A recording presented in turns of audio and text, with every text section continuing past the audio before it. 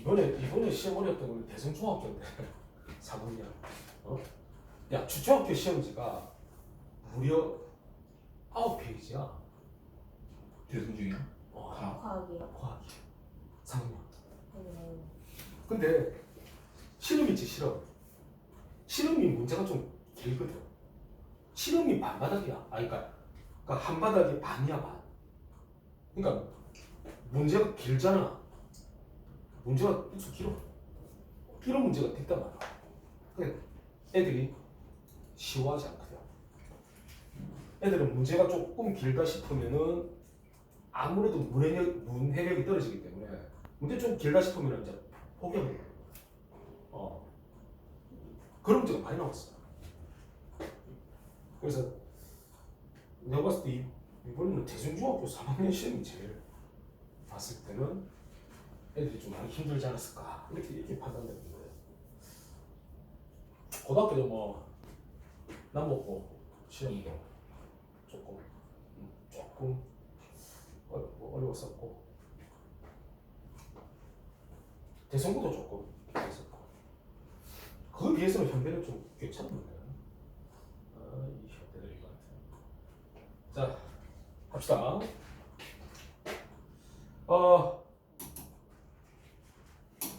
세포막에서 물질이 이동하는 방법.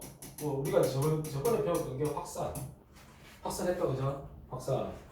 고농도에서 저농도로 그죠? 물질이 직접 스스로 퍼져나가는 현상. 이게 확산이었거든. 그지? 그 세포막에서도 이런 확산이 일어나게 되죠. 어디와 어디에서? 인지질 이중층하고 그 다음에 단백질에서 확산이 일어나잖아. 그죠? 인지질 이중층에서 일어나는 이 확산은 단순 확산. 그지? 단백질에서 일어나는 확산은 촉진 확산. 맞죠? 그죠? 그래서 이 확산하는 속도가 달라. 쉽게 말하면 그지? 단순 확산과 촉진 확산. 속도가 촉진 확산이 좀 더 빨라요. 좀 더 빠르게 물질이 이동할 수 있고. 자, 그 다음에 인지질 이중층으로 지나가는 물질과 단백질로 지나가는 물질이 똑같지 않지? 달라. 우리는 이걸 뭐라 그러냐면 선택적 투과성이라고 그래요. 선택적 투과성. 즉 세포막은 선택적 투과성이라는 성질을 가지고 있다는 거야. 맞지, 그지? 네. 그래서 뭐 입자의 크기가 작은 이런 기체 같은 것들은 인지질 이중층으로 지나가고 조금 덩어리가 큰 거는 단백질로 지나가고 맞죠? 그 다음에 지용성 물에 잘 녹지 않는 지용성은 또 인지질 이중층으로 지나갈 수 있고 그 다음에 수용성 그 다음에 이온 이런 것들은 또 단백질로 지나가고 그죠? 선택적 투과성 있다는 거지. 자, 요거까지 했고 자, 또 하나 이제 그 물질의 이동 방법 바로 삼투죠. 삼투. 자, 삼투를 잘 좀 이해를 해봐야 된다. 자, 여기도 뭐냐면 용질의 농도가 낮은 쪽에서 높은 쪽으로. 자, 이거는 이제 저농도. 저농도에서 고농도로. 그죠? 저농도에서 고농도로 뭐가 이동한다? 물이 이동한다는 거죠. 물질이 직접 이동하는 건 확산인데 물이 이동하는 거는 삼투죠. 반대로 저농도에서 고농도. 물이 이동하는 거. 왜? 그죠? 왜 물이 이동하지? 그냥 용질이 확산하면 되는데 고농도에서 저농도로. 맞지? 그죠? 세포막으로 지나가면 되는데 왜 용질이 확산 안 하고 왜 물이 지나갈까? 자, 그 얘기를 이제 여기서 할 거야. 자, 할 거고. 자, 요거도 에너지가 소모할 필요가 없죠. 확산처럼 스스로 일어나는 거야, 스스로. 그래서 일어날 필요가 없습니다. 에너지를 사용할 필요가 없어요. 확산 삼투의 공통점이죠. 알겠니? 에너지 소모하지 않는다. 그치? 이거는 자연스러운 현상이니까 그렇다는 거야. 자연스러운 현상. 그러면 물이 왜 이동하지? 한번 봅시다. 자, 이쪽은 지금 농도가 낮은 용액이 여기 있어. 여기는 저농도, 그죠? 저농도의 물질이고 여기는 농도가 높은 고농도야. 맞나? 자, 지금 이쪽에는 이제 세포막이 있어요. 중간에 세포막. 자, 이 부분을 확대했어. 자, 확대해보자. 여기는 고농도고 여기는 저농도야. 요 작은 입자가 물 분자야. 요 큰 게 용질 입자야. 알겠죠? 자, 그런데 요 세포막을 통해서 뭐는 자유롭게 지금 지나가요? 물은 자유롭게 지나가지. 그런데 이 용질은 못 지나간다는 거야. 맞나? 세포막으로 못 지나가네. 자, 원래는 여기가 고농도고 여기가 저농도니까 뭐 여기는 용질이 이쪽으로 맞죠? 그죠? 용질이 이쪽으로 확산하면 되죠. 그래 지금 얘들도 지금 확산하려고 지금 이쪽 가고 있어. 가고 있는데 좀 막혀 지금. 막혀. 못 지나가 지금. 왜? 이거 너무 작아. 지나갈 수 있는 틈이 너무 작아. 덩치 커서 못 지나가 이거. 근데 지나가려고 계속 세포막을 밀어. 알겠어요? 세포막을 밀어. 자. 그런데 지금 여기가 농도가 높고 한쪽은 농도가 낮잖아. 아니 확산을 왜 하는데? 농도가 같게 되려고 하는 거 아이가? 농도가 같아지려고 하는 게잖아. 내가 얘기했잖아. 이거는 자연이라는 거는 가장 좋아하는 상태는 평형 상태다. 그 말은 농도가 같아지는 걸 가장 이 자연은 좋아한다. 그런데 여기 지금 농도가 높고 농도가 낮아. 그래서 용질이 이쪽으로 가서 농도를 비슷하게 맞춰줘야 되는데 못 가는 거야. 못 가니까 어떻게 해요? 농도를 비슷하게 맞추려면 이 용질 대신에 뭐가 물이 대신 가준다는 거야. 왜? 이거는 자연현상이에요. 그 방향으로 일어나야 돼요. 농도가 비슷해져야 돼. 알겠습니까? 요거는 어떤 자연현상의 방향이에요. 방향. 즉 연력학 제2법칙이라고 얘기하는데 방향성이 있다는 거예요. 자연현상은 일어나는 방향성이 있어요. 그래서 물이 이동을 하게 된다는 거죠. 알겠나? 물이. 자, 그래서 물이 이쪽으로 많이 이동하지. 자, 여기서 또 조심할 거는 뭐냐? 야, 물은 이쪽으로도 지나가고 이쪽으로 지나가. 그런데 어디로 지나가는 물의 양이 더 많다? 여기 지금 왼쪽에서 오른쪽으로 지나가는 물의 양이 더 많다는 거야. 알겠어요? 그러니까 이쪽으로 지나가는 물의 양이 이쪽으로 지나가는 물의 양보다 이게 지금 더 많다는 겁니다. 자, 이렇게 해서 물이 이동하는 현상, 물이 저농도에서 고농도로 물이 이렇게 이동하는 현상을 우리는 상투라고 얘기합니다. 알겠죠? 그럼 이 양쪽의 농도 차이가 크면 클수록 물은 더 많이 이동한대. 농도 차가 크면 클수록 물은 더 많이 팍 이동해. 농도 차가 크면. 그래서 이쪽으로 물이 이쪽으로 이동을 하다 보니까 오른쪽에 봐봐라. 용액의 높이가 어떻게 됐어요? 높아졌잖아. 여기 용액의 높이가 낮아졌잖아. 그럼 이거는 뭐가 이동해서 그렇다? 물이 이쪽으로 더 많이 이동해서 그렇다. 그죠?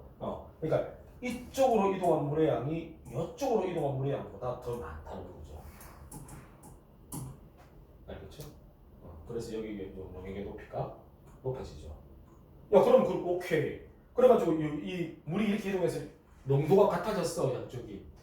자, 양쪽이 농도가 같아지면 물은 이동하지 않는다. 맞아, 틀려. 물은 더 이상 이제 이동하지 않는다. 어때? 저는. 자, 이제 농도가 같아졌어. 그럼 이제 더 이상 물은 이동하지 않는다. 세포막을 통해서. 이게 O일까? X일까? 어떨까?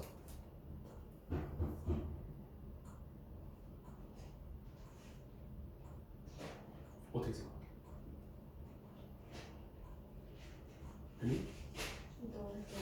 이동하지 않는다. 무슨 이거 하자 얘기야. 이동한다. 이동한다. 대신에 보다 이동하는 양이 서로 똑같다. 이렇게 돼야 돼. 이동한다. 알겠죠? 자, 여기 이제 삼투미제. 그래서 우리는 예를 들면 이런 결과를 보고 그럼 양쪽에서 어디가 농도가 높았고 낮았고를 너희들이 알아야 된다. 자, 이런 어떤 결과가 나왔어. 이쪽이 용액의 높이가 높아졌어. 그럼 왼쪽과 오른쪽이 어디가 저농도고 어디가 고농도인지 그걸 알아야 된다. 그러니까 물이 이쪽으로 많이 이동했으니까 여기가 왼쪽이 저농도고 여기가 고농도가 돼야 되잖아. 그러니까 그거를 알아야 돼요. 알겠죠? 자, 이제 세포 가지고 실험을 합니다. 세포 가지고 실험을 해봐요. 이제 동물 세포와 식물 세포 가지고 이제 실험을 하는데, 그러니까 용액에다가 집어넣는단 말이야. 근데 이 용액이 어떤 용액이냐? 세포 안에 세포에 또 농도가 있을 거 아니야. 세포도 농도가 있습니다. 자체 농도가 있어요. 그럼 그 농도와 비교해서 세포의 농도와 비교해서 농도가 낮은 용액, 알겠지? 세포보다 농도가 낮은 용액에다가 집어넣거나 또는 세포 안의 농도와 같은 용액, 그 다음에 세포 안의 농도보다 높은 용액, 이걸 우리가 간단하게 이제 낮을 적 이래가지고 저장액, 같을 등장액, 높을 고장액 이런 식으로 또 표현하거든. 아직도 이런 식으로 표현해. 학교에서 프린트를 보니까 아직도 선생님들이 계속 이 표현을 사용하더라고. 왜냐면 말이 길거든 이거. 그냥 고장액, 등장액, 저장액 하면 되게 쉽잖아. 알겠어요? 낮을 적, 세포보다 농도가 낮은 용액. 자, 그러면 내가 미리 전제를 까는 게 있어. 미리. 자, 내가 뭐를 미리 전제를 까냐면, 자, 이거 적어야 된다.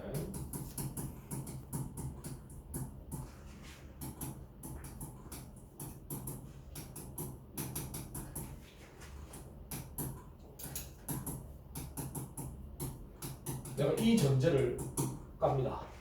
세포 안팎으로 물은 항상 이동하고 있다.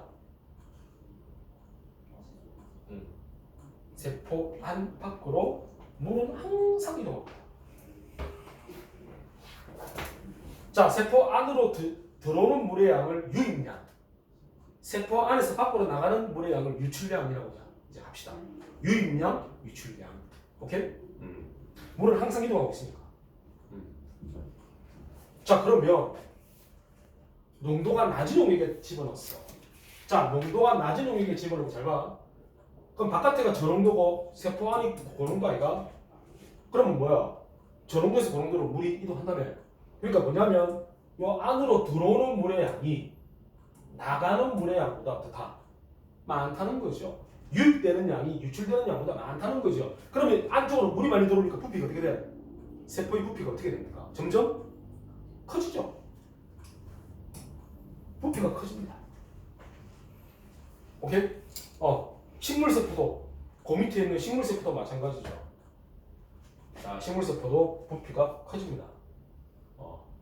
거기 식물세포 있지? 그지? 양파. 양파. 자, 저장액에 세포가 들어가면 부피가 커진다고. 유입되는 양이 더 많기 때문에. 다음, 등장액에 넣으면. 자, 농도가 같아.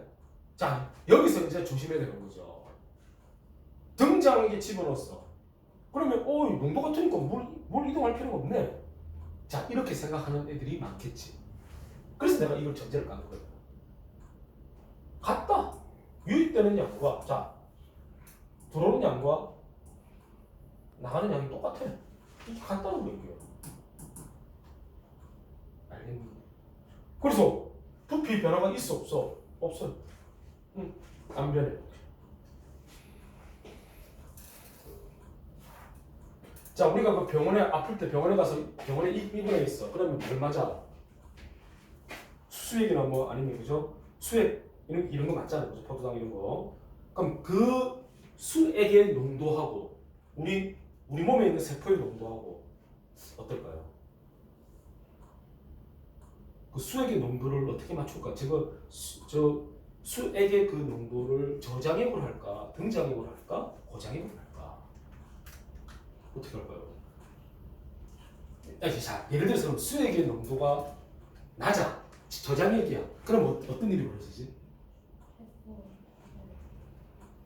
그러니까 우리 몸이 부어요. 세포 그러니까 저장액이니까 물이 세포 안으로 많이 들어오잖아. 그렇지. 이해되나? 그럼 만약에 고장액이면 물이 빠져나가는 양이 더 많아. 세포가 쪼글쪼글해진다는 거야. 알겠어요? 그러니까 수액의 농도가 어떻게 돼야 된다고? 같아야 돼. 등장해. 알겠어? 그래서 그 수액의 농도는 우리 체내의 농도와 비슷하게 맞춰서 그 수액 농도를 이렇게 합니다. 그래야지 세포가 큰 문제가 안 생겨. 세포가 있잖아. 부피가 커지거나 작아지거나 이렇게 되면 안 돼. 이거 돼? 그래서 그래. 등장해. 그러면 왜 수액 맞으면 팔이 부어요? 뭐라고? 수액 맞으면 왜 팔이 부어요? 부어. 어떤데요? 어디가 부어? 이 팔 전체가 다 부어. 이렇게. 그래? 팔이 부어요? 몰라. 그렇지 않아? 난 수액을 딱 한 번 맞아봤거든. 내가 잘못 맞았어. 내가 지금까지 살아오면서 나 수액 딱 한 번 맞아봤어. 네. 딱 한 번, 진짜. 건강하시네. 병원에 입원해 본 적이 없어. 와. 솔직하게 내가 아직까지는 5할짜리가 임마. 야한 방에 갈 수도 있어. 입원 안 하다가 자주 입원하고 이렇게 이런 사람들이 가는 거 길게 살 수 있거든. 근데 아직까지는 그래. 뭐 병원에 내가 입원해 계속 이렇게 있었던 적은 없어. 딱 한 번 진짜 뭐 그때 뭐 때문에 아팠지. 뭐 때문에 아파가지고 내가 병원에 가서 이 수액을 한 번 맞은 적이 딱 한 번 있는 거 말고는 한 번도 맞은 적이 없어. 그래서 내가 잘 몰라. 이 손이 붓는지 뭐 어떻게 되는지 잘 몰라. 이 붓더라. 저 손이 띵띵 거안 굽혀지던데. 그럼 농도가 조금 낮겠네. 농도가 조금 이 체내의 농도보다 수액의 농도가 조금 낮아서 이 부분이 이제 이렇게 볼 수가 있겠네. 보통은 거의 비슷하게 맞죠. 거의 비슷하게.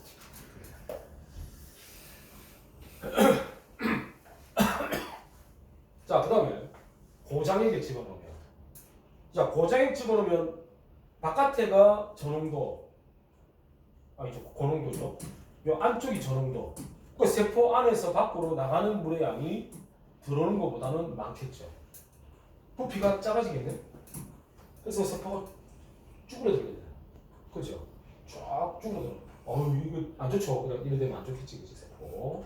또는 자, 식물 세포는 세포막이 쭈그러들어요.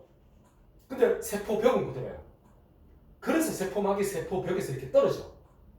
분리가 돼. 이걸 우리가 원형질 분리라고 불러. 원형질 분리. 알겠니? 식물 세포 같은 경우 이 세포막이 벽에서 이렇게 분리가 될 수도 있습니다.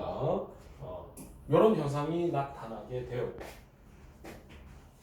야, 이거 고장액 이거 하면 식물 고장액. 자, 이거 하면 바로 생각나는 게 뭐냐? 이 원리를 제법 이용하죠. 김장할 때 센 배추를 갖다가 처음에 어떻게 해? 소금물. 그렇지. 소금을 막 뿌리거나 소금물에 넣죠. 그럼 어떻게 되나? 그 소금물이 고장액 아이가 그러면 배추 세포에 있던 수분이 많이 빠져나가겠죠. 그래서 세포가 숨이 죽는다 그죠? 숨이 죽는다. 그죠? 부피가 좀 적어지죠. 그죠? 그래서 그렇게 된 상태로 우리가 이제 김치를 하잖아. 양념 국물이 가잖아. 그죠? 이거 돼요? 그럼 그게 바로 이제 이 상투 현상을 이용하는 거야. 김장할 때 배추에다 배추를 절이는 거. 그런 거야. 야, 그러면 또 과일청 만들 때. 과일청 만들 때 어떻게 만드는지 알아? 설탕을 때려 붓죠. 그죠? 이 과일 뭐 거의 껍질처럼 이렇게 막 해가지고 설탕을 때리고. 그럼 그것도 내가 고장에다 집어넣는 거잖아. 그러면 과일의 내에 있는 수분들이 밖으로 많이 빠져나가겠지. 그게 이제 밖에 있는 설탕과 어우러지죠. 설탕하고 이렇게 어우러져가지고 이제 그 과일의 향과 그죠? 그다음 설탕이 단맛 이런 거 이제 같이 섞여가지고 이제 과일청이 되는 거야. 그 쉽게 말하면 그냥 설탕 덩어리야 그냥. 어떻게 보면 과일청은 설탕 덩어리. 그래서 나처럼 이렇게 당뇨가 있는 사람들은 너무 안 좋지. 안 좋아. 근데 거기에는 상처 현상이 내나 적용된다는 거야. 과일청 만들 때. 여기 있죠? 그죠? 그러니까 왜 그러면 과일을 이렇게 뭐 과일청을 만든다든지 뭐 이렇게 절인다. 왜 하느냐? 보관. 오랫동안 보관할 수 있거든. 그죠? 그래서 설탕이 절이거나 또는 소금 뭐가 있어? 젓갈. 오랫동안 보존할 수 있거든. 그 다음에 식초, 초절임. 요것도 오랫동안 보존할 수 있거든. 그래서 우리나라만의 어떤 독특한 어떤 음식을 보관하는 방식이지. 알겠어요? 그래서 이런 것들이 많이 발달되어 있다고. 우리나라가 다른 나라에 비해서 맞나? 이렇게 절이는 거 이런 게 되게 발달되어 있다. 자, 내가 이거 얘기했고 이거 얘기했죠. 우리 배추 절이는 거. 그다음에 야 식물이 물을 흡수하는 원리가 바로 또 삼투야. 삼투. 여기 있는 흙이 저농도. 그다음에 식물 안으로 갈수록 고농도야. 그래서 이 흙에 있는 수분이 삼투에 의해서 식물 뿌리 이렇게 흡수가 된다는 거야. 알겠어요? 식물의 뿌리가 물을 흡수하는 원리가 바로 삼투입니다. 삼투. 그 다음에 콩팥에서의 우리 이거 배웠어. 중2 때. 제흡수. 수분 제흡수. 맞지? 그죠? 그리고 이번 시험 기간에 시험 범위에 들어갔었나 그때 수분량 조절. 체내 수분량 조절. 맞지? 그죠? 여기 콩팥, 세뇨간에서 그죠? 물을 제흡수한단 말이야. 이 원리도 바로 삼투야. 삼투. 그러면 어디가 고농도고 어디가 저농도고 세뇨간하고 모슬간인데 그럼 세뇨간에서 모슬간으로 물이 이동하거든. 그러니까 여기가 저농도고 모슬간이 고농도네. 그래서 물이 모슬간 쪽으로 이동하죠.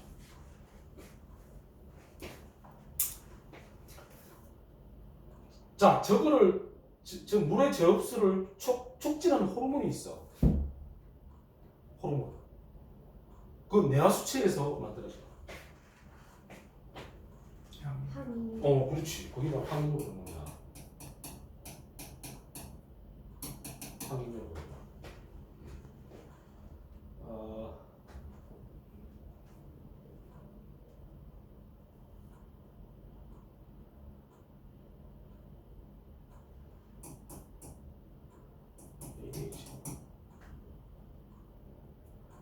ADH 맞나? 자, 항인력 호르몬. 자, 일상생활에서의 삼투 현상의 예가 됩니다. 자, 그래서 이 세포에서 이 세포막의 역할이 매우 이렇게 중요하단 말이죠. 바로 선택적 투과를 이용해서 필요한 물질은 공급받고, 그죠? 필요 없는 거를 밖으로 내보내죠. 이렇게 해야지 생명 활동을 정상적으로 할 수가 있겠죠. 아니, 우리 세포 안에서 이제 세포 호흡 하잖아. 세포 호흡을 하면 노폐물이 만들어질 거 아니야. 그 노폐물 밖으로 내보내야 되고, 그죠? 이 또 세포 호흡을 하려고 그러면 물하고 산소와 영양소도 받아들여야 되고. 그러니까 이런 세포막을 통한 물질의 이동이 잘 이루어져야 된다는 거야. 알겠어요? 그래야지 우리 생명 활동이 정상적으로 이루어질 수 있다. 맞나? 특히 에너지를 만들어내는 세포 호흡은 이거는 모든 생명체들이 이 세포 호흡을 해야만 생명을 유지할 수 있기 때문에, 그죠? 이런 물질 교환, 세포막을 통한 물질의 이동은 그래서 너무너무 중요하다는 거죠. 자, 그래서 우리는 일단 두 가지를 배웠다고. 물질이 이동하는 방식. 자, 에너지를 소모할 필요 없는 두 가지를 배웠어요. 사실은 더 있어. 더 있어. 이 세포막을 통한 이동 방식이 뭐 능동수소이라든지 세포 내 섭취, 세포 외 배출, 이런 방식까지도 있어요. 근데 얘들은 전부 다 뭐냐? 얘들은 전부 다 에너지를 사용해야 돼. 얘들은. 근데 이제 에너지를 사용하는 것까지는 우리는 여기서 배우지 않는다는 거지. 왜냐하면 또 이게 또 에너지 사용하는 거 배우려고 그러면 또 ATP라는 것도 알아야 되고 좀 알아야 될 게 좀 있기 때문에 그래서 우리는 좀 간단한 물질 이동 방식인 이 삼투와 확산 이거 두 가지를 한 거야. 그나마 좀 간단한 거인 알겠죠? 요거는 이제 그 2학년 2학기 세포와 물질 대사라는 요 선택 과목에서 아마 또 여기 등장을 하게 된다. 됐지 이제? 네, 삼투 됐죠? 확산하고 삼투.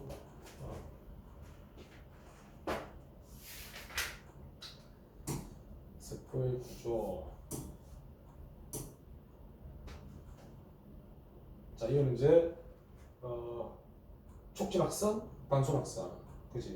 이건 확산에 대한 얘기. 이게 이렇게 됐어.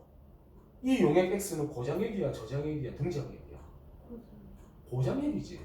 그죠? 쪼그라들었다는 얘기죠. 이 말은 밖으로 나간 유출량이 들어오는 유입량보다 더 많았다는 얘기죠. 그 말은 여가 저 정도, 바깥쪽이 그 정도, 용액이 그 정도라는 얘기지. 그지? 고장액.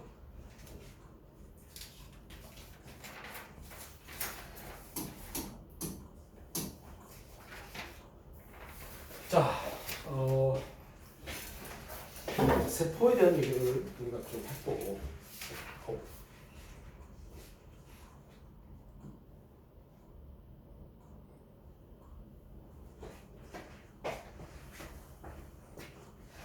못 마시다 다시.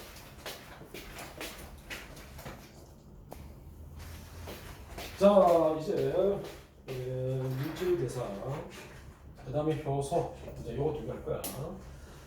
생명 시스템에서 일어나는 화학 반응을 이걸 뭐라고 하느냐? 우리 이걸 물질 대사한다는 거야. 이거를 물질 대사라고 해. 모든 화학 반응, 그지? 생명체 내에서 일어나는 모든 화학 반응을 다 우리는 이제 물질 대사라고 표현한다는 거죠. 그러니까 생물이냐, 무생물이냐? 생명체가 가져야 되는 것 일단 두 가지 중에 하나가 바로 물질 대사를 해야 된다. 이거 하나. 그다음 또 하나가 뭐냐? 유전 물질을 가지고 있어야 돼. 알겠어요? 그러니까 생명체라고 딱 해야 이제 할 때는 그 두 가지가 필수야. 일단 최소한. 알겠냐? 그러니까 이 물질 대사라는 거는 우리 생명체에게 절대적인 거야. 절대적인 거야. 알겠어요? 그래서 물질 대사를 통해서 봐봐라. 얻은 물질, 즉 물질을 합성할 수 있단 말이죠. 단백질 합성. 내가 왜 머리카락이 직모고 피부가 왜 이 모양이고 왜 얼굴이 이 모양이고 키는 왜 이 모양이고 야 이거 전부 다 뭐라? 전부 다 우리 세포에서 다 단백질이라는 걸 합성을 해서 그 단백질로 인해서 이렇게 돼 있는 거야 지금 우리 몸이. 알겠니? 그러니까 이 단백질 합성이라는 이런 화학 반응 얼마나 중요하니? 또 식물은 또 뭐가 중요해요? 광합성. 그죠? 광합성. 식물은 그 광합성 안 하면 안 되죠.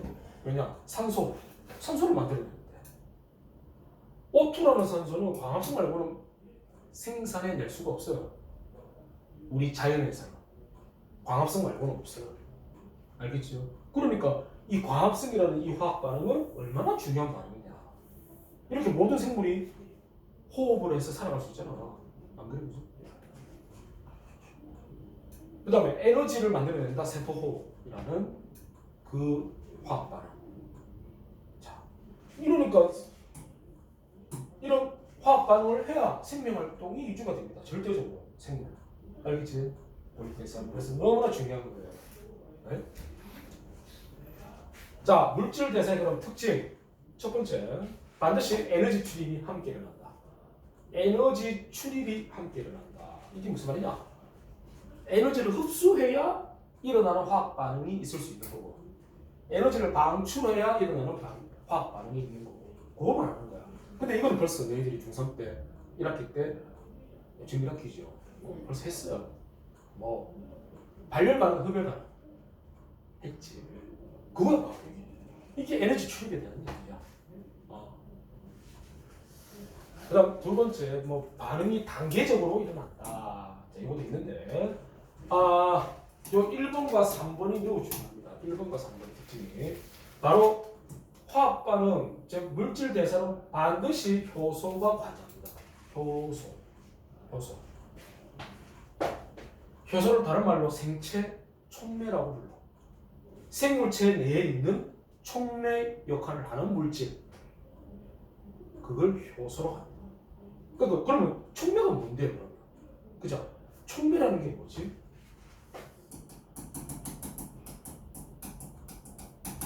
들어봤니? 촉매? 들어봤어? 필기레이.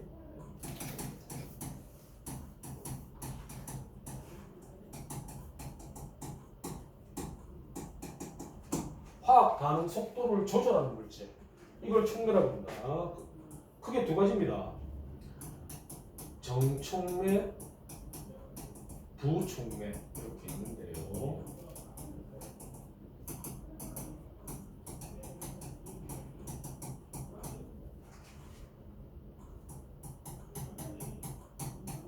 반응 속도를 증가시키는 촉매를 정촉매, 반응 속도를 감소시키는 촉매는 부촉매 이렇게 된다. 야, 이거 반응 속도를 어떻게 조절하지? 반응 속도를 어떻게 조절하지? 자, 이 반응 속도를 조절을 하는 거는 어떻게 조절하느냐? 바로 활성화 에너지.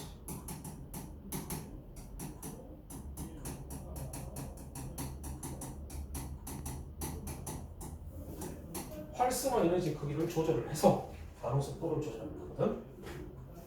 촉매.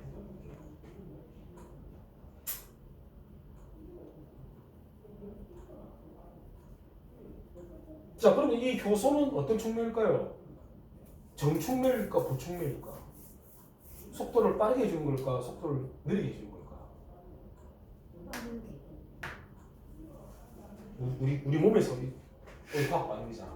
우리 몸에서 일어나는 화학 반응이 그러면 빨리 일어나야 되겠어, 천천히 일어나야 되겠어? 어떻게 했어? 자, 그럼 우리가 소화 효소 배웠잖아. 아밀레이스라든지 소화 효소 배웠잖아. 자, 우리 음식을 먹었어. 그럼 그 소화 작용이 천천히 일어나야 돼, 빨리 일어나야 돼? 뭐 어떻게 일어나는 게 좋겠어? 천천히. 니 그럼 하루에 한 번 먹으면 될 것 같은데. 한 번 먹으면 소화가 천천히 되며. 아니 지금 빨리 돼도 지금 빨리 되더라도 시간이 꽤 많이 걸리거든. 우리가 보통 음식을 먹으면 위에 6시간 정도를 위에 머무르다가 이제 6시간 지나면 위에 아래쪽이 싹 열려. 그럼 작은 창자가 있겠지. 그럼 그 작은 창자와 연결되는 부분이 싹 열려. 그럼 위에 있던 이 음식물이 쏙 내려가. 싹 내려가고 고개 다시 닫혀. 그럼 이제 위가 이제 비지. 그럼 그때부터 배고파. 허기를 느끼는 거야. 알겠어요? 그게 대략 6시간 정도 걸려. 야, 소화 효소를 쓰는데도 이렇게 대략 6시간 걸려. 즉 속도를 빠르게 해도 그렇다. 그러니까 속도를 느리게 하는 못 먹어. 계속 속이 더러하고 소화도 안 되고 못 먹습니다. 그래서 이 효소는 바로 정촉매, 속도를 빠르게 주는 거야. 알겠니? 빨리빨리 일어나야 된다. 그리고 우리 그 과산화수소 알지? 과산화수소 H2O2. 이 과산화수소는 분해가 잘 안 돼요. 이제 곧 나올 거야. 이게 분해가 잘 안 돼. 이거는 물과 산소로 분해가 돼요. 그 집에 그 소독약 있지. 이거 보통 과산화수소 수가 있을 걸. 투명한 액체. 그래서 우리가 상처가 나면 솜에다가 그 묻혀가지고 이렇게 바르잖아. 그거 바르면은 뭐가 뽀글뽀글 이렇게 기포가 발생한다. 바르면 오토야. 그런데 이 과산화수소는 얘는 반응을 잘 안 해. 이렇게 분해가 잘 안 돼. 얘는 가만히 두면. 알겠어요? 이 과산화수소 그냥 가만히 두면 잘 분해가 안 된다. 그래서 뭐야 이거? 나 보다 힘들어. 아니 이 분해가 왜 이렇게 잘 안 되지? 그지? 그래서 여기다가 이산화망간이라는 이 촉매를 넣어줘. 촉매를 넣어주니까 이게 분해가 잘 되는 거야. 이 이산화망간인데.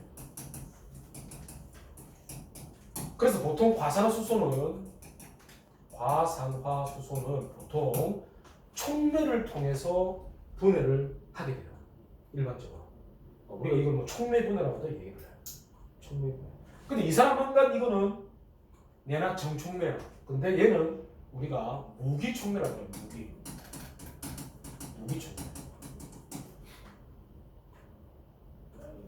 여기는 효소는 우리가 유기촉매라고 그러죠. 유기촉매. 바로 단백질 같은 유기물로 되어 있거든. 그래서 유기촉매라고 해요. 유기촉매. 그리고 또 생물체 내에 있기 때문에 생체촉매라고 불러. 효소는.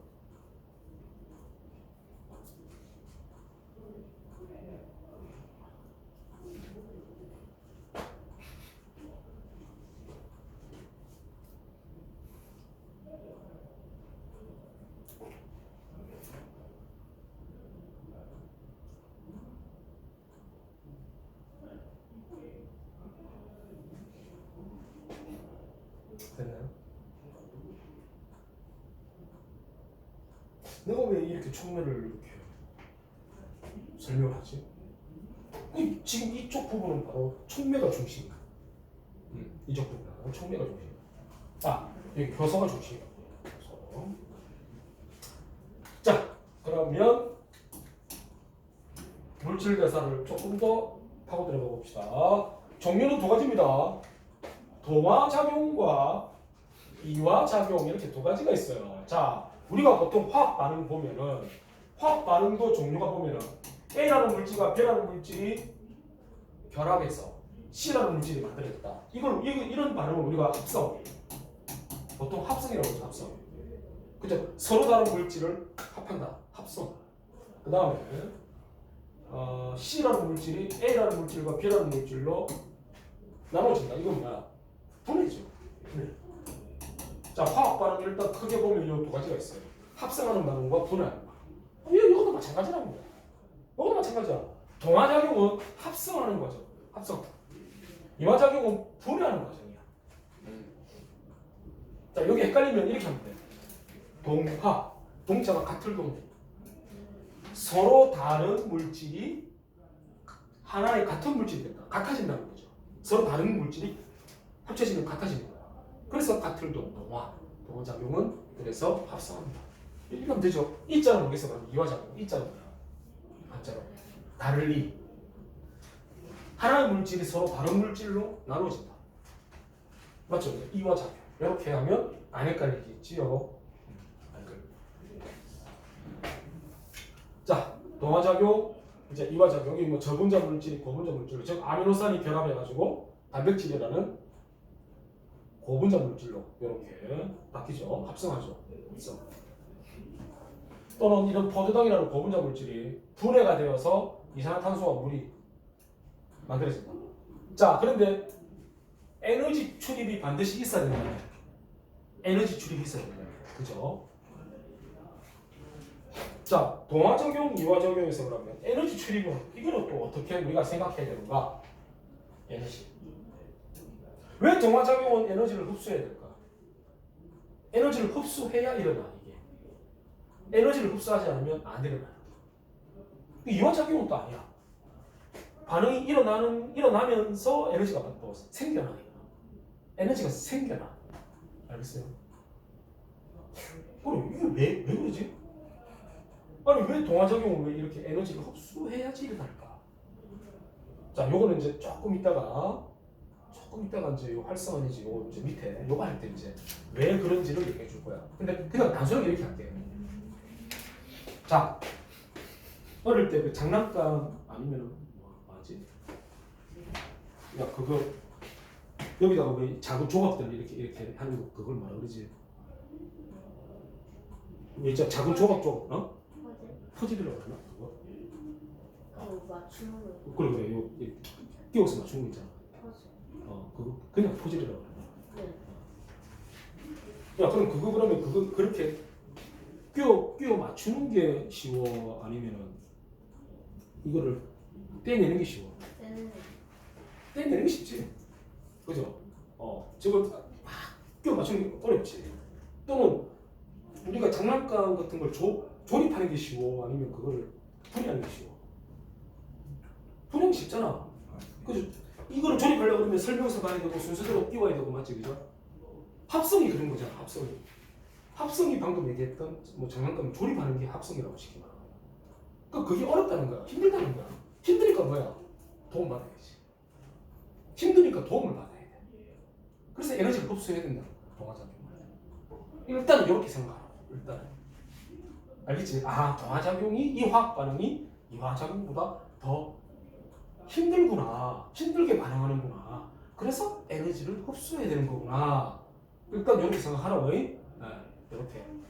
그러면 이거 두 개가 안 헷갈릴 거라고. 일단은 뭐야, 광합성 생각해봐. 광합성.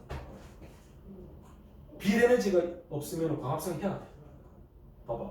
비에너지를 흡수 안 하면 아예 그 반응이 일어나지가 않아. 안 그런가? 그러니까 봐. 광합성은 대표적인 동화작용인데 안 일어나는 거야. 그 정도라. 그래서 반드시 에너지를 흡수해. 알겠죠? 우리가 이렇게 에너지를 흡수해서 일어나는 반응을 흡열 반응. 우리가 흡열 반응이라고 해요. 동화작용은 흡열 반응.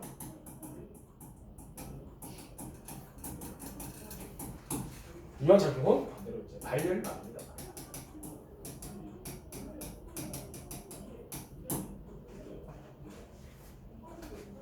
그러면 요것도 아마 중3 때 나왔어요.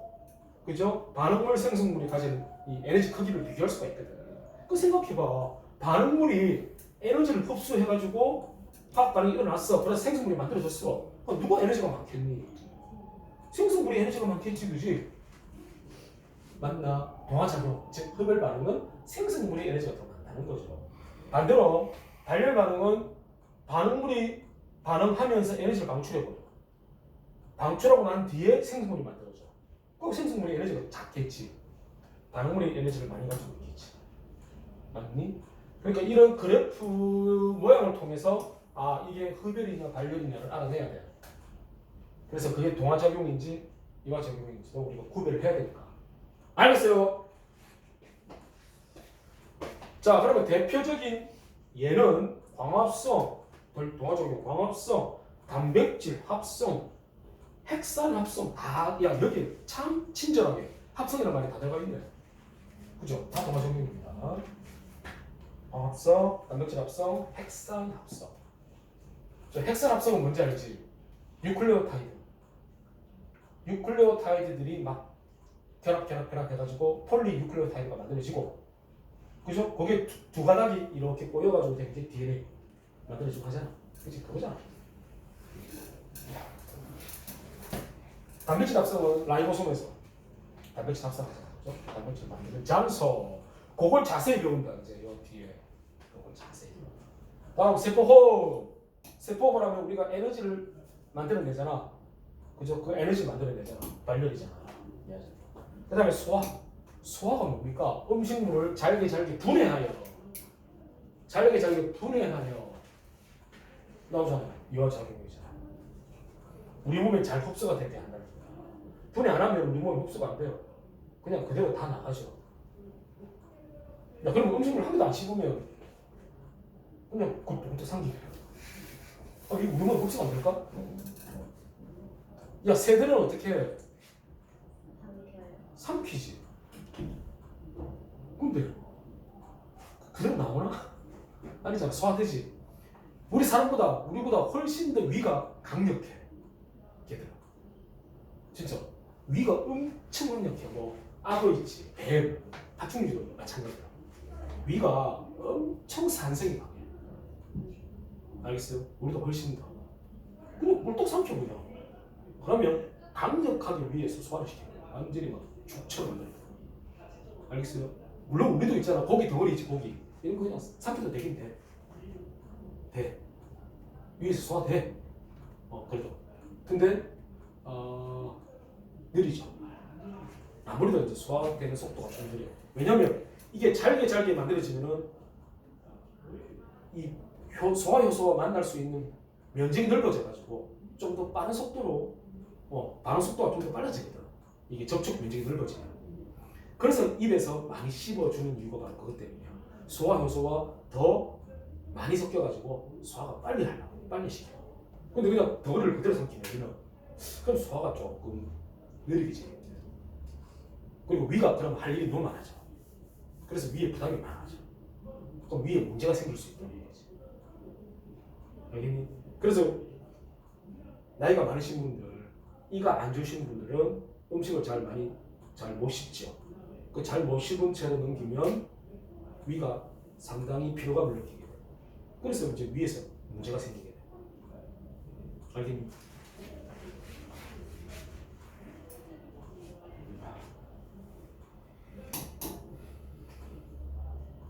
자, 요거 이제 구별할 수 있겠죠? 자, 요거는 화학 반응을 좀 비교하는 거야. 화학 반응. 우리 생물체 내에서 일어나는 화학 반응과 생명체 밖에서 일어나는 화학 반응을 좀 비교하는 거야. 뭐가 좀 다른지. 근데 우리 생물체 내에서 일어나는 화학 반응 보면은 온도가 좀 낮아요. 이 낮은 온도에서 반응이 일어나. 화학 반응이 잘 일어나. 하지만 생명체 밖에서 일어나는 화학 반응은 높은 온도에서 일어난단 말이야. 예를 들면 연소. 이런 종이를 태운다. 연소. 응? 높은 온도에서 반응이 진행돼. 근데 왜 반응이 낮은 온도에서 진행될까? 그 이유는 하나야. 바로 이것 때문에. 효소. 자, 효소는 주성분이 단백질이라서 열에 약해. 열에 매우 약하기 때문에 37도씨 온도를 가장 좋아해요. 이 온도를. 가장 적정 온도로 이 효소는 생각합니다. 40도가 넘어가면 서서히 이 효소는 맛이 슬슬 가버려야 되죠. 변성된다는 거야, 단백질은. 알겠어? 열에 약해요. 그렇기 때문에 우리 물질 대사는 낮은 온도에서 진행돼요. 자, 우리가 항상성에서 체온 유지를 해야 되는 이유가 이제 우리는 알게 됩니다. 이건 뭐예요? 효소가 잘 활동하라고. 왜? 효소가 잘 활동해야 물질 대사가 잘 일어나지. 그래야지 생명 유지가 되지. 안 그래요? 그러니까 죽자 사자 체온 유지를 해야 돼. 안 그러면 안 된다는 거야. 체온이 너무 내려가도 저체온증 내려가지고 효소가 작동을 잘 안 해요. 또는 체온이 너무 높아져도 이 효소는 또 작동이 잘 안 돼요. 효소가 맛이 나고. 그래서 생명을 잃는다는 거지. 알겠니? 그럼 병원에 입원하고 맨날 체온 체크하잖아. 맨날. 그리고 사람이 체온이 갑자기 올라간다는 게 뭘 의미하잖아? 아니. 어딘가 아프다는 얘기지. 뭔가가 그 사람 몸에 어떤 물질이 들어왔다는 얘기야. 우리 사람이 체온을 높이는 이유 중에 하나가 뭐가 있느냐? 외부에서 뭔가 내 몸에 들어왔잖아. 이거 죽여야 되거든. 그럼 할 수 있는 게 체온을 높여가지고 이 높은 열을 가지고 얘들을 죽이려고 한다. 그래서 체온이 높여야 된다. 그래서 우리가 체온이 높아지면 어딘가 아프다는 거죠. 어딘가 문제가 있다는 거죠. 그래서 병원에서 맨날 그거 체크하는 거야. 병원에 입원해 있는 환자가 체온이 갑자기 막 올라가. 바로 비상이죠. 뭐 어디 문제가 있지? 찾아봐야 돼. 혹시 체온을 떨어뜨려야 돼. 알겠나? 그래서 되게 중요한 거야. 알겠나? 그래서 이 낮은 온도에서 이 효소 때문에 낮은 온도에서 화학 반응이 잘 일어난다. 하여튼 제일 좋아하는 온도가 바로 이 온도야. 그래서 우리는 이 온도를 맞추려고 합니다. 근데 이제 이 생체 바깥에는 효소가 뭐 관여하지 않기 때문에 높은 온도에 사는 거죠. 알겠죠? 그 다음에 단계적으로 이 에너지가 방출돼요. 예를 들면 이 세포는 에너지 방출하잖아. 한꺼번에 확 방출하는 게 아니라 단계적으로 필요할 때마다 에너지를 방출하게 된다. 우리는 그걸 이용한다는 거죠. 근데 만약에 종이를 태우면 한꺼번에 열과 빛이 한꺼번에 확 발생하고 끝나죠. 이거는 단계적이 아니야. 한 번에 다량의 에너지 그냥 다 방출해버리죠. 어떤 게 더 효과적이니? 이게 더 효과적인 거 아니야? 필요할 때마다 에너지를 방출한다는 거지. 단계적으로. 훨씬 효과적인 거지. 우리 인간의 몸이, 생물의 몸이 그래서 좀 더 효율적으로 그렇게 작동하게끔 되어 있다는 거야. 효율적으로. 아시겠어요? 그렇게 진화가 되는 거야. 진화가 되고 이런 환경에 살아남기 위해서 진화가 이렇게 되어봐야 오게 된 거죠. 자, 일단 여기까지 하고